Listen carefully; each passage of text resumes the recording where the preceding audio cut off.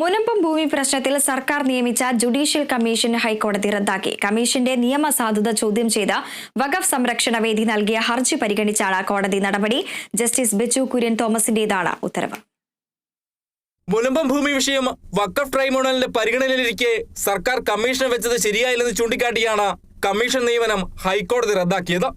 കമ്മീഷനെ വെച്ചത് വഖഫ് നിയമം കണക്കിലെടുക്കാതെയാണ്. കമ്മീഷൻ നിയമനം യുക്തിസഹമല്ലെന്നും സർക്കാർ യാന്ത്രികമായി പ്രവർത്തിച്ചെന്നും കോടതി വിലയിരുത്തി.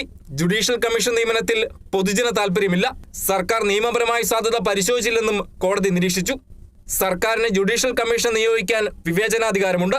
എന്നാൽ മുനമ്പത്തേത് വഖഫ് ഭൂമിയാണെന്ന് നേരത്തെ സിവിൽ കോടതികൾ കണ്ടെത്തിയിട്ടുള്ളതാണ്. ഇക്കാര്യങ്ങൾ കമ്മീഷൻ നിയമനത്തിൽ സർക്കാർ സൂചിപ്പിച്ചില്ലെന്നും കോടതി അഭിപ്രായപ്പെട്ടു. വഖഫ് ഭൂമിയിൽ വഖഫ് ബോർഡും വഖഫ് ട്രൈബ്യൂണലുമാണ് അന്തിമ തീരുമാനമെടുക്കേണ്ടത്. അതിൽ ബാഹ്യ ഇടപെടൽ അനുവദിക്കാനാകില്ലെന്നും ഹൈക്കോടതി വ്യക്തമാക്കി. സിംഗിൾ ബെഞ്ച് ഉത്തരവിനെതിരെ അപ്പീൽ നൽകാനാണ് സർക്കാർ തീരുമാനം. Kerala vision news, Kochi.